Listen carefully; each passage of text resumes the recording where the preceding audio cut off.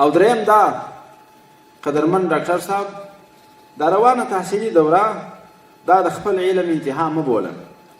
امام شافعي رحمه الله فرمایي دا ډېره مهمه نکته ده، وایي خلک سره تقسیم دي.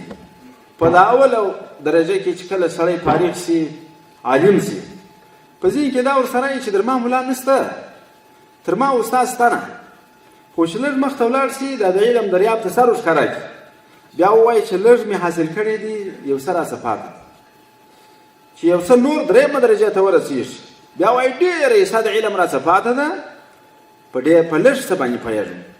او چې ښه کمالداره سي بیا وایي چې ما بیخي د علم څه هېڅ نه دي حاصل کړي، علم خو ټول پاته دي.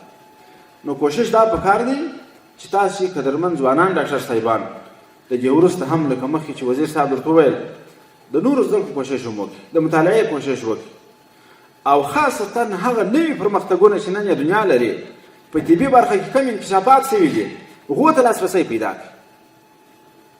پخوا به د یو چا د اپریشن لپاره تقریبا 25 سانتي به نس چېرېدی، هغې کې به جرحه پیدا کېدله، بیا به یو اپریشن کېدی. اوس یو دوه درې سره یې وار کې هلته د تریخي اپریشن دي په ډېره اسانه طریقه کېږي، مسلمانان هم محفوظ، انسانیت هم ساتل شوي. زده یې که د انکشاف کې مخته ولاړ شي پرمختګ وکړه.